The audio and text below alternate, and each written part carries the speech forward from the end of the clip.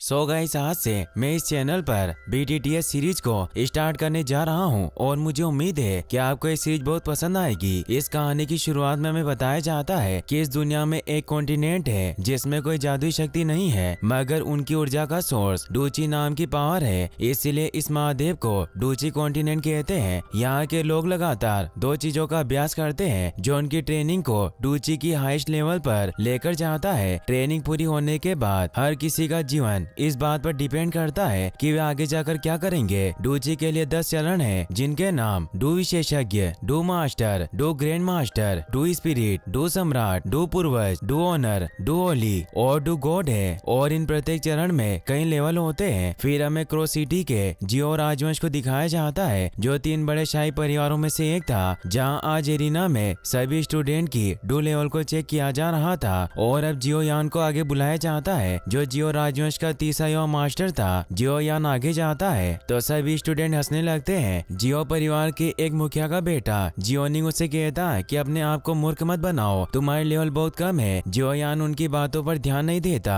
और ऊपर स्टेज पर आ जाता है, जहाँ डू स्तंभ पर अपनी लेवल को चेक करने के लिए हाथ रखता है, मगर उसका डू स्तर केवल 30 लेवल पर होता है, जो बहुत कम था। इसीलिए सभी उसका मजाक उड़ाते हैं, क्योंकि बचपन में उसे जीनियस कहा जाता है। उसकी पावर बचपन में ही 30 लेवल पर पहुंच गई थी और 11 साल की उम्र में उसने 10वें डूची स्तर को पार कर लिया था, मगर 3 साल पहले से उसकी पावर कम होने लग गई थी। इसीलिए स्टूडेंट बातें करते हैं कि वास्तव में अपने परिवार के लिए निकम्मा लड़का है। जियोनिंग कहता है कि अगर तुम कबीले के मुखिया के बेटे नहीं होते तो तुम्हें बहुत समय पहले ही अपने परिवार से निकाल दिया जाता। फिर अब टेस्ट के लिए जियो मेई नाम की लड़की को बुलाया जाता है। जियो यान उससे पूछता है कि क्या तुम सच में मुझसे नफरत करती हो, मगर वो कोई जवाब नहीं देती। जियो शर्म की वजह से मुंह नीचे करके वहाँ से जाने लगता है। तभी वहाँ जियो जूनियर आ जाता है, जो उसका हाथ पकड़कर कहती है कि तुम्हें परेशान नहीं होना चाहिए। जूनियर को टेस्ट के लिए बुलाया जाता है, इसीलिए वो जियो यान को कहती है कि तुम मेरा इंतजार करना। ये कहकर वो अपना लेवल चेक करने चली जाती है। वो जब अपनी लेवल चेक करती है तो उसका लेवल 9 होता है, जो बहुत ज्यादा था। इससे सभी हैरान रह जाते हैं और सब उसे देखने जाते हैं, मगर जियो यान वही खड़ा रहता है और मन ही मन में कहता है कि जूनियर मैं तुम्हारे लिए काफी खुश हूँ, मगर मैं तुम्हारे लिए अच्छा नहीं हूँ। तभी बारिश होने लगती है और हमें जियो फैमिली के मीटिंग हॉल को दिखाया जाता है, जहाँ जिया ली भी नाम का आदमी जियो परिवार के प्रमुख जान जियो को धमका रहा होता है, क्योंकि उनके बाजार को हड़पना चाहता था। जान जियो जिया लीबी को कहते हैं कि तुम हम पर दबाव नहीं डाल सकते, तो जिया लीबी हंसने लगता है और कहता है कि मेरे पास बहुत पैसे हैं, इसीलिए मैं और एओ बाबा मिलकर तुम्हारे बाजार और वुटेन सिटी के 2 परिवारों का प्रतिनिधित्व कर सकते हैं। और बाजार हमेशा अपने हाईएस्ट बोली लगाने वाले का होता है और हमारा ऑफर तुम्हारे ऑफर से 3 गुना ज्यादा है, इसीलिए तुम हमसे मुकाबला नहीं कर सकते और अगले साल जियो परिवार को क्रो सिटी छोड़नी होगी। इसे जान जियो के पहले और दूसरे एल्डर काफी गुस्सा होते हैं, जो 2 परिवारों के मुखिया थे, और उस पर हमला करने के लिए तैयार हो जाते हैं, मगर जान जियो उन्हें रोक लेता है और जिया लीबी को एक कार्ड दिखाकर बताता है कि मेरे बेटे जियो यान की शादी का प्रपोजल है। तो ऐसे जिया लीबी हैरान रह जाता है। जियो ली का साथी एओबा कहता है कि जियो यान तो वही है जिसने 11 साल की उम्र में 10वें डूची स्तर को पार कर लिया। जिया लीबी जब वो वेडिंग कार्ड पढ़ता है तो उसे पता चलता है कि जियो यान की शादी नालन येन रेन के साथ होने वाली है, तो ऐसे वो शॉक्ड रह जाता है। एओबा कहता है कि शादी का प्रस्ताव कब जारी हुआ, हमें इसके बारे में पता क्यों नहीं चला। जान बताते हैं कि बस एक छोटी सी बात थी, इसीलिए इसे पब्लिक करना जरूरी नहीं था। एओबा जिया लीबी को बताता है कि यूनलेन सेक्ट